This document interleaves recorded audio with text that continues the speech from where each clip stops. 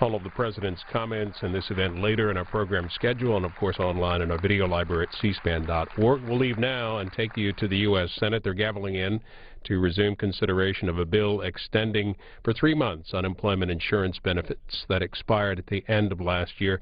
Several votes to limit debate on the measure could occur around 11 a.m. Eastern. Also possible this afternoon, the nomination of Montana Senator Max Baucus to be the next U.S. ambassador to China. Now live to the Senate floor here on C-SPAN 2. Of the United States of America and to the republic for which it stands, one nation, under God, indivisible, with liberty and justice for all.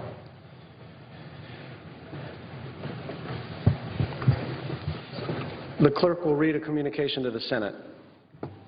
Washington, D.C., February 6, 2014. To the Senate, under the provisions of Rule 1, Paragraph 3 of the Standing Rules of the Senate, I hereby appoint the Honorable Brian Schatz, a senator from the state of Hawaii, to perform the duties of the chair. Signed, Patrick J. Leahy, President pro tempore. Majority Leader. The clerk will call the roll. Mr. Alexander.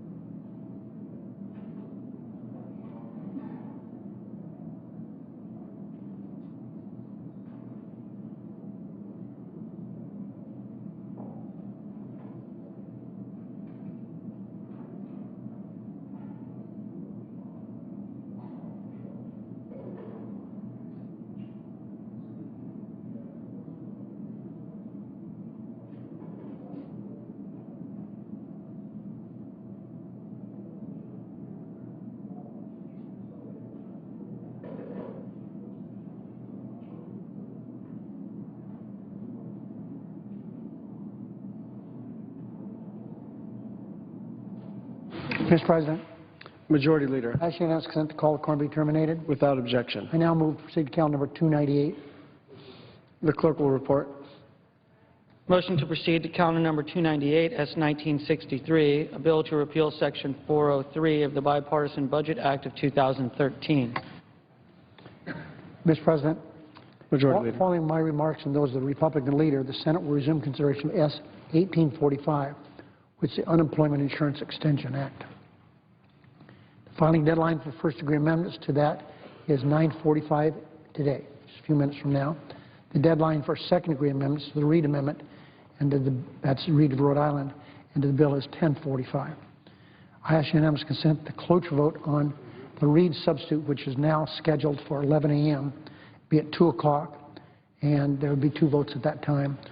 And there could be another one. We'll work that out and seeing what happens on the cloture vote. Without objection. So as I said, Mr. President, there'll be 2 roll call votes. First cloture on the Reed Amendment. If cloture is not invoked, there'll be a second cloture on the underlying bill. And we hope to be able to work something out for Senator Baucus' nomination to be ambassador to China this afternoon. Mr. President, I'm told that there's a bill, S. 1996, due for second reading. The clerk will read the title of the bill for the second time. S. 1996, a bill to protect and enhance opportunities for recreational hunting, fishing, and shooting, and for other purposes. I would object to any further proceedings with regard to this matter. The objection is heard. The bill will be placed on the calendar. Mr. President, Majority Leader. I've had the good fortune of serving in Congress for more than 3 decades with a good man, a senior senator from Montana, Max Baucus.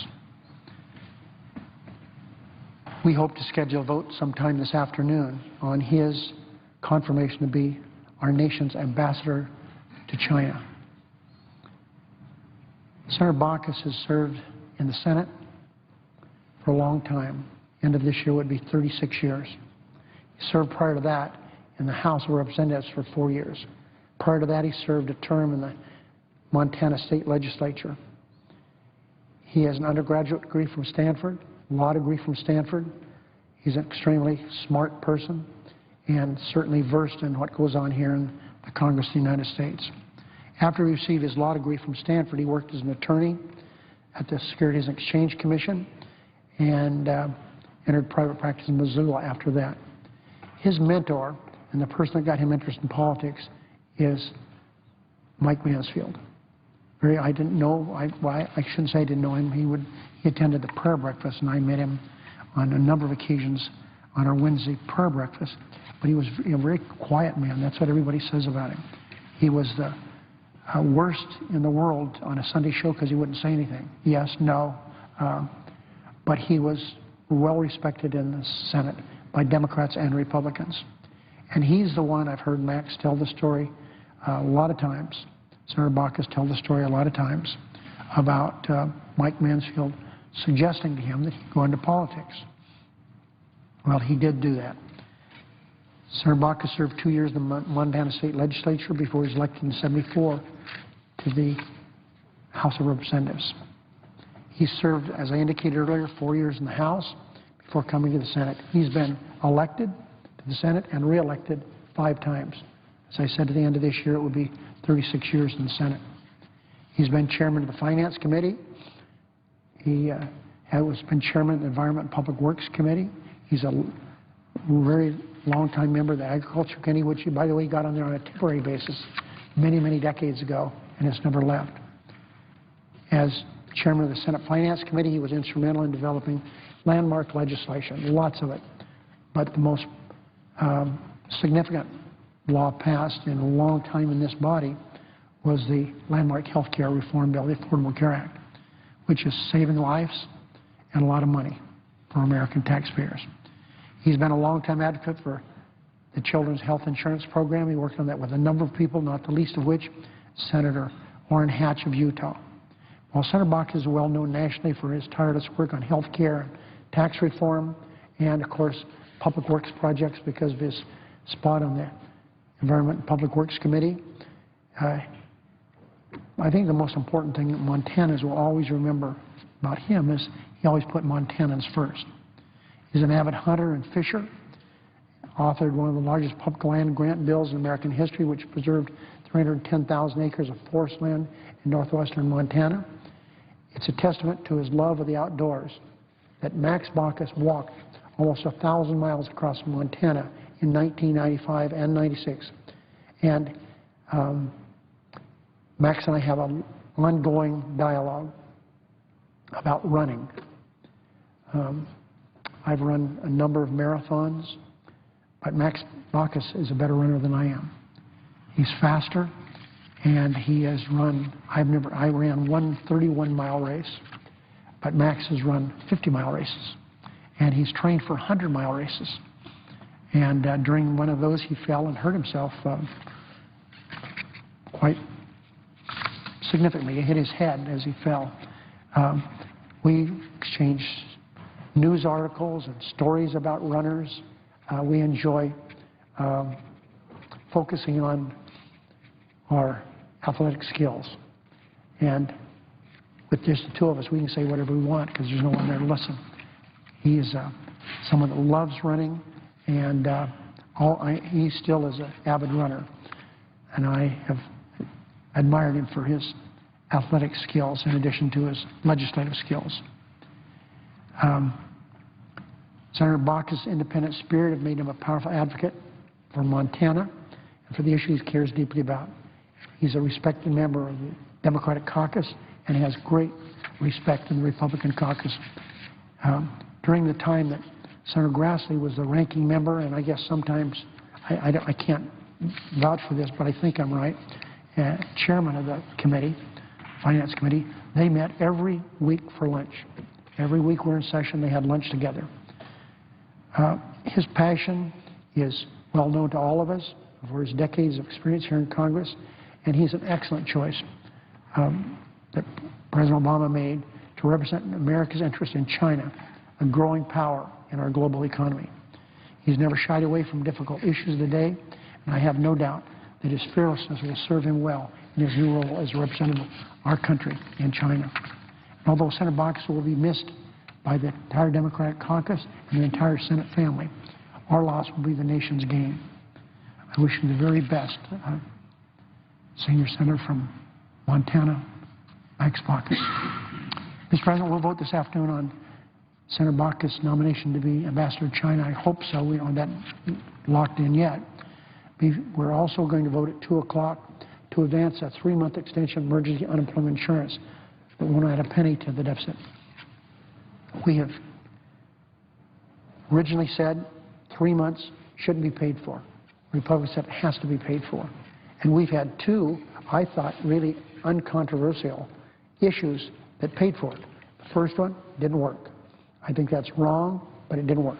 Now, no one complains about the second one. So certainly, Mr. President, any no vote on extending unemployment benefits is a no vote because they don't want to extend unemployment benefits. We had the junior senator from Oklahoma for a number of years has talked about millionaires should not draw unemployment benefits. I agree with him. And that's in Jack Reed's amendment that we are going to vote on later today. Under this legislation, we've accepted the junior senator's Oklahoma suggestion that millionaires shouldn't be able to draw unemployment benefits. So we've virtually done everything the Republicans ask. They'll come up with a lot of excuses why we can't do this. They want amendments. But, Mr. President, that is just a lost leader. We offered them 20 amendments before. It wasn't good enough.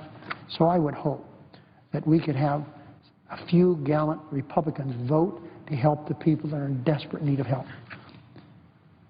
I'm sorry to say that peer Senate Republicans appear poised to filibuster this important legislation a second time, despite the fact that we've compromised on every one of their demands.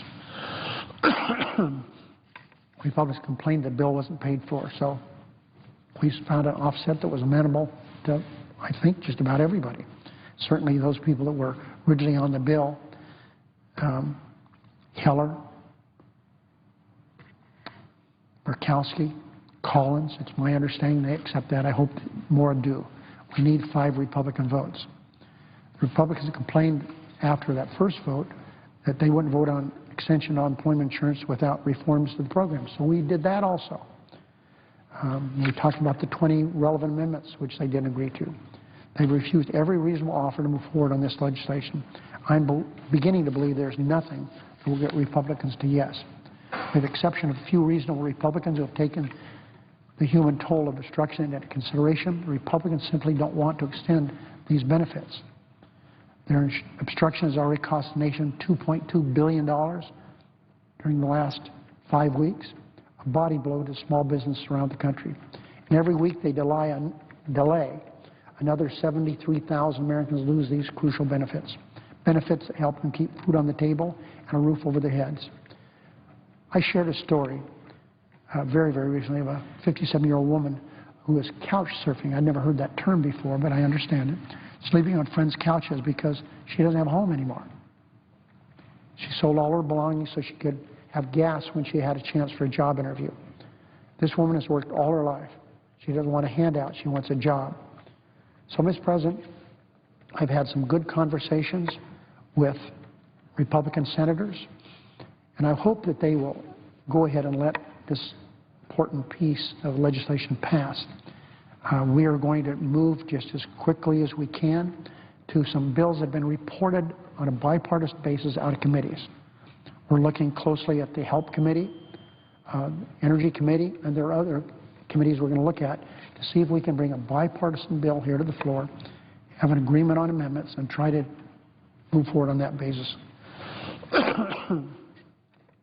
So, as we vote today, I hope my Republican colleagues will keep in mind that we need to move forward on this. It's so important to help people who are desperately in need of help, like this 57-year-old woman from Nevada. I hope they'll work with us to advance this bill and legislation in the future more expeditiously than we have in the past.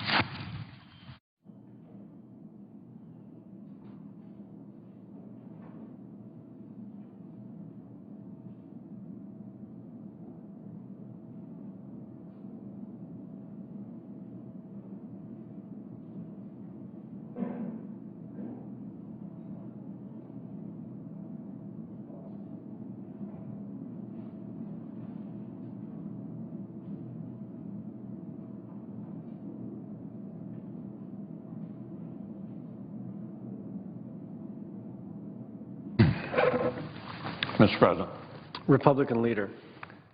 Just last year, IRS officials and an Inspector General's report confirmed what we've been hearing from constituents for quite a while, that the IRS was being used to target Americans for daring to exercise their First Amendment rights, for daring to think differently, for daring to hold opinions contrary to high-ranking government officials.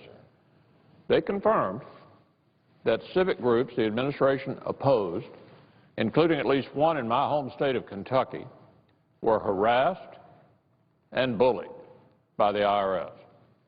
They confirmed that individuals who supported these groups were intimidated and attacked. And they confirmed something else, too, that this happened in the run-up to a national election. So Americans were rightly outraged when the worst fears of citizen organizations came to light. And Americans rightly expressed the American people rightly expected the Obama administration to take concrete steps to end this harassment once and for all, to put safeguards in place that would ensure the same kind of abuse could never, ever happen again. But that's not what happened. No. In fact, basically, the opposite of that happened. The Obama administration now seems to be trying to legitimize the harassment after the fact, to enact regulations that would essentially allow the IRS to bully and intimidate Americans who exercise their right of free speech. It's something they were originally planning to actually slip by while the harassment was actually still going on. But here's the thing. The administration knew it could never get anything like that through Congress the Democratic way, so it's trying to quietly impose these new regulations through the back door by executive fiat. Administration officials insist the rules change is just a minor bureaucratic adjustment. Nothing to it, they say. They claim it's just a good government idea from the IRS, a response to the Inspector General report that brought these terrible abuses to light. But of course, we know that's not true. We know that the administration had been working on this proposed rule for at least 2 years before the Inspector General report came out. And from the looks of things, there's nothing good government about this at all. Like so much of what we've seen with the Obama administration, it's almost purely political, transparently political. Under the administration's proposed regulations, many citizen groups could be prohibited from participating in some of the most basic civic engagement activities. Things like voter registration, issue advocacy, and educating citizens about candidates before an election. This is just plain wrong. Grassroots groups shouldn't be persecuted for doing the very things Americans expect them to do. They shouldn't be forced to shut up or shut down for engaging in the very kind of educational activities that 501c4 designation was designed to support. The idea is to shut up and shut down the voices that oppose the administration's priorities. And it comes on the heels of a long-running pet project of this administration to expose conservative donors to harassment in order to try to dry up their funding. Americans who care about the First Amendment need to stand up to this regulation before the administration has a chance to finalize it. The American people need to stand up to this regulation before the administration has a chance to finalize it. And they actually are. More than 20,000 citizens have already submitted comments on this proposed rule at regulations.gov. Nearly all the ones I saw were opposed. In the House, Representative Dave Camp has introduced legislation that would prevent the IRS from implementing any such regulation. And next week, I, along with Senator Flake, Senator Roberts, and others, will introduce companion legislation that would do the same thing here in the Senate. But I hope it doesn't have to come to that. There's a much easier fix here. There's a way out of this dilemma. The new commissioner of the IRS, John Koskinen, can put a stop to the rule right now if he chooses. He can stop this thing right now if he chooses. And if he means it, when he said, when the Senate confirmed him, the comments we heard about restoring integrity to the IRS, then he'll do just that. The Speaker and I, along with top Senate and House leadership and leadership of the relevant authorizing and appropriating committees, have just sent a letter to Mr. Koskinen on this topic, and we look forward to his response. Now, back in the 70s, Richard Nixon famously tried to influence the IRS into helping him punish his political opponents. You see, the IRS has been in this spot before. Back then, the IRS commissioner stood up to President Nixon and said essentially, no, that's not what this agency is supposed to do. So the history of this is, when a previous IRS commissioner had a president of the United States try to use him to target his political enemies, the commissioner of IRS stood up to the president and said no. Said no to the president. You can't use the IRS to target your political enemies. That act of courage and independence became the defining act of an already distinguished career. And it was something the American taxpayer should be forever grateful for. So today, Commissioner Koskinen has a similar choice. He can either be remembered as the man who reformed this IRS at a time when Americans were deeply distrustful of it, or he can be remembered as the man who allowed himself to be used by the administration for its own political ends. That's the choice. The bottom line is this. Americans need to be able to trust the IRS again. And that means getting our nation's tax agency back into the mission it was designed to perform. Things like processing tax returns, not regulating free speech. The Obama administration's proposed rule has almost nothing to do with actual tax policy. It's more about making harassment of its political opponents the official policy of the IRS. That, Mr. President, is completely unacceptable. Remember, this is an agency that has access to some of America's most sensitive personal information. The power to audit, to penalize, to harass, power that is pretty wide-ranging. So it's not surprising that groups all across the political spectrum, from the ACLU to the Chamber of Commerce, have expressed concerns about this rule.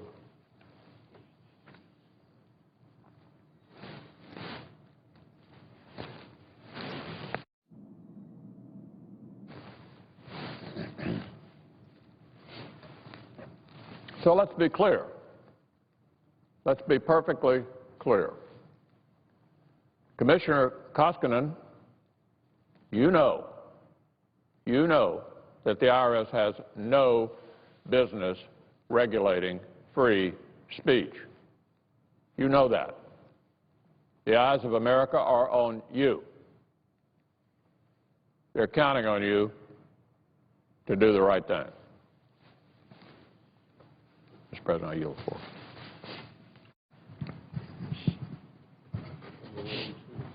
Under the previous order, the leadership time is reserved. Under the previous order, the Senate will resume consideration of S. 1845, which the clerk will report. Calendar number 265, S. 1845, a bill to provide for the extension of certain unemployment benefits and for other purposes. Under the previous order, the time until 11 a.m. will be equally divided and controlled between the two leaders or their designees.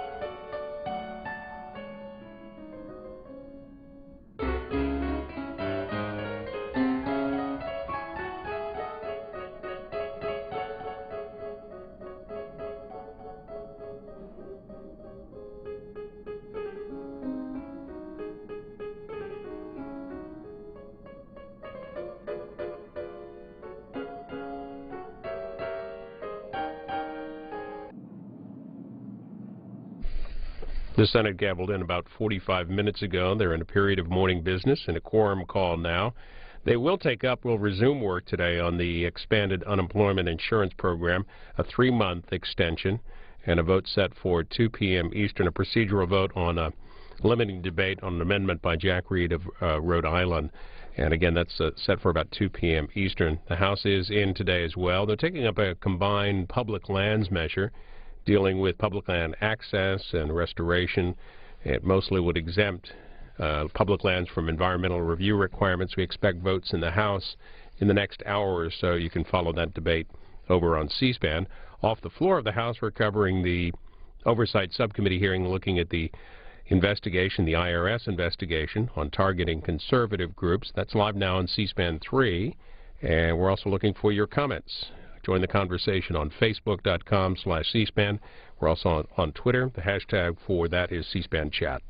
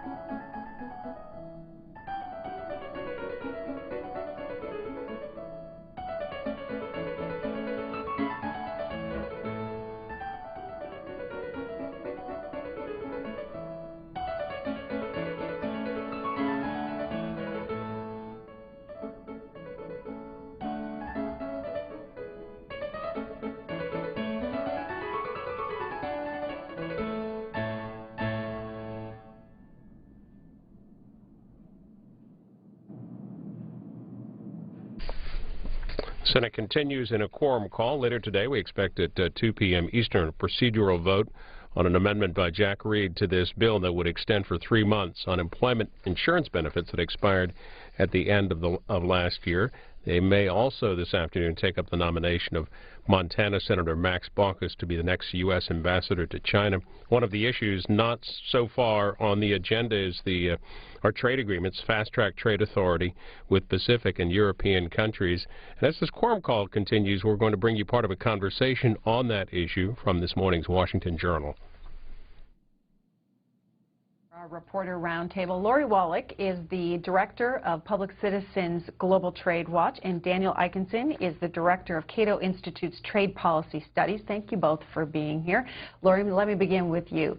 So what is fast track authority? Let me just show a definition to our viewers that says it gives the president authority to negotiate international trade agreements that the Congress can approve or disapprove but cannot amend or filibuster. So let me ask you why you oppose this. Well, it's more than that authority. The president has the authority to negotiate constitutionally, and it's a very intense check and balance that came out of the original Boston Tea Party. We're a country born in a trade war. So Congress, the founders, gave Congress exclusive authority over trade so that one president couldn't just make a trade policy for some side interest. And as a result, over the history of the country, there's had to be some mechanism for Congress and the executive branch to coordinate. So fast track was a system cooked up by Richard Nixon where the Congress delegates away constitutional authority over trade, not just the negotiating and signing part, but the guarantee that Congress will vote within 60 days in the House and 30 more days in the Senate on a whole trade agreement. Legislation the executive branch writes. This is the only legislation the executive branch is authorized to write, and there are no amendments allowed in committee, so you can put anything you want in that bill. No amendments on the floor, only 20 hours of debate, a legislative luge run. On a trade agreement, the president gets to pick the country, pick the contents, and sign it, all before Congress votes. So it's an enormous concentration of power, and here's why we oppose it. We think today, when trade agreements are rewriting wide swaths of U.S. policy, effectively internationally preempting our state legislatures, Congress, on all kinds of non-trade stuff, how expensive medicines will be, food safety, rules about even Buy American. When that's what's in a trade agreement, Congress needs a bigger role, and those checks and balances need to be restored. There's some way you can expedite the vote at the end, so it's not all picked apart, with front-loading Congressman's role, more openness, and a role for the public to make sure we get the agreements that work for us, not more of these NAFTA-style job-killing deals. Daniel Eikenson, why is it a good idea? Well, let me get back to the definition that you provided. I think it was a little incomplete. Certainly, the way it works is that Congress is presented an agreement and it votes on it up yea or nay without amendments. It agrees to do it within a certain period of time. But the part that's been left out of this description and other descriptions I'm hearing in the public and implied by Lori's comment is that Congress has a huge role. Congress lays out its objectives as parameters for the president. That's what this process is all about. So Congress is telling the president, you can go out and negotiate. We will sort of delegate that authority to you temporarily. But you have to meet all of these objectives, A, B, and C.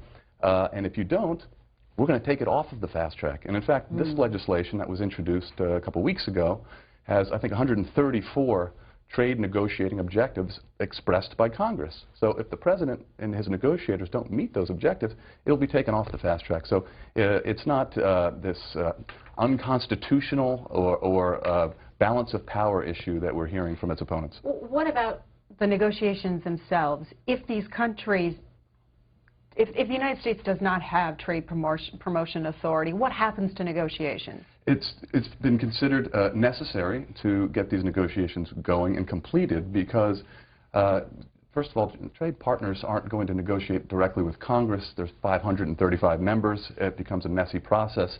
And without knowing what Congress ultimately wants, our trade negotiating partners are not going to put their final offers on the table.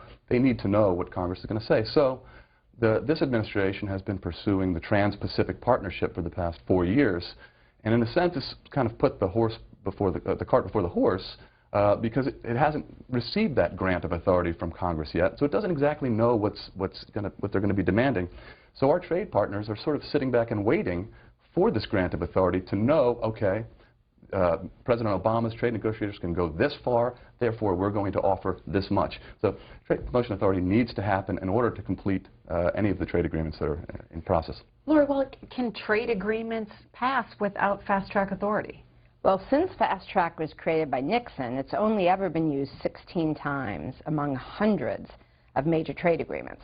So President Clinton, Mr. Trade Expansion, didn't have Fast Track, but for 2 of his 8 years, because Congress denied him this extraordinary authority when he sought it, and his own trade representative claimed, well, we did 130 trade agreements, only 2 of them had Fast Track. The Fast Track is needed for the agreements that are overreaching, that Congress and the public get worried about. The ones that are just about real trade liberalization, cutting border taxes, those you don't need the legislative luge run for. Because, you know, sort of here's the hitch. There are negotiating objectives, but they're totally unenforceable. So just for example, the Fast Track that was used for NAFTA and the World Trade Organization, Congress said you have to put labor standards, sort of a floor of what the competition could be. Well, President Bush and then actually President Clinton just said, so what? Congress is in handcuffs. So at the end, you either vote yes or you vote no. There's no way you can stop the signing, even if the executive branch negotiators totally ignore Congress's objectives. And so right now, this bill that got dropped in that would reestablish Fast Track, it is true that there is language that says there are ways you can take this trade agreement, a trade agreement off Fast Track, but there's just one little complication. The way the procedures work, you have to get through 2 different committees and have a vote to withdraw Fast Track in the House and the Senate within 60 days, which procedurally, given the committee's votes, is impossible to achieve. I mean, it's also true that you could change the rule at any point. The problem is you have to basically push a boulder up a mountain to get to the point where you can take the handcuffs off, and you have the handcuffs on while you're pushing the boulder up. So basically, the way it's set up, once Fast Track delegates away that authority, the executive branch is just loose to do whatever it wants. Now, the notion that other countries won't negotiate, I mean, the Trans-Pacific Partnership has been under negotiation for 4.5 years, and they're trying to sign it in, like, the next 2 months, which also just gets to the negotiating objectives. So let's just say their negotiating objectives actually are binding. One of the negotiating objectives in this bill is currency disciplines, disciplines on cheating on currency. Ruh-roh, they've got an agreement that's negotiated, doesn't have currency, and they're about to sign. How enforceable are those negotiating objectives? It's a serious problem. Daniel Ikenson? Yeah, I mean, the negotiations are still going on. Of course, they started. I thought the process should have been reversed, but it's not going to come to conclusion without Congress expressing its will.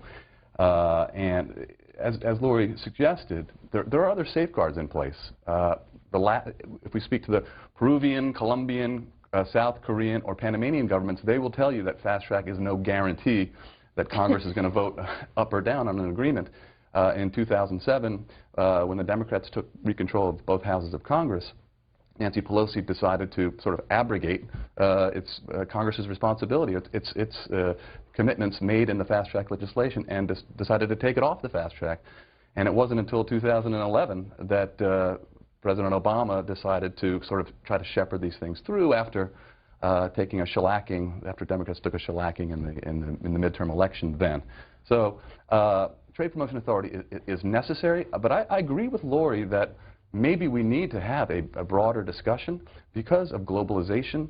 Trade is not just about border barriers anymore. It covers the jurisdiction, penetrates more deeply into domestic regulatory space, into all sorts of areas that used to be the purview of Congress.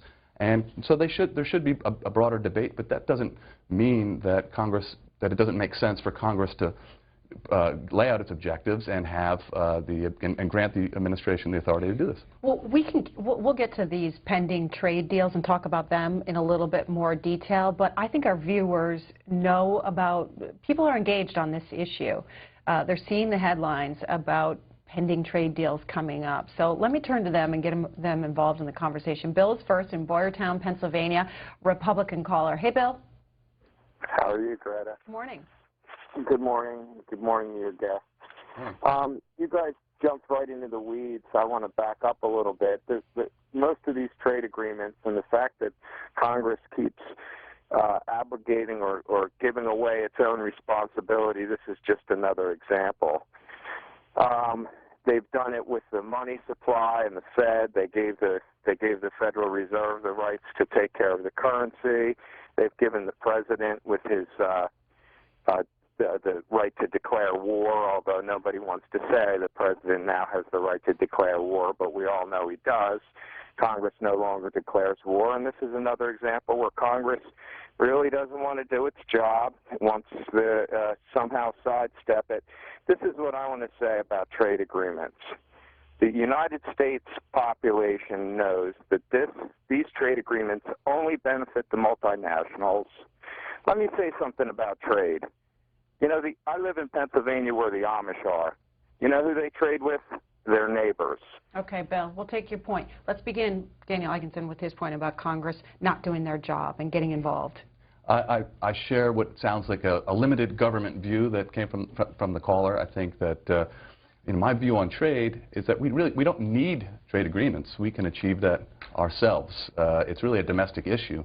And I'm a free trader, and a lot of people say they're free traders, but when I say free trade, I mean over here we should have time until 2 p.m. be equally divided and controlled between the two leaders or their designees, and all quorum calls during that time also be equally divided. Without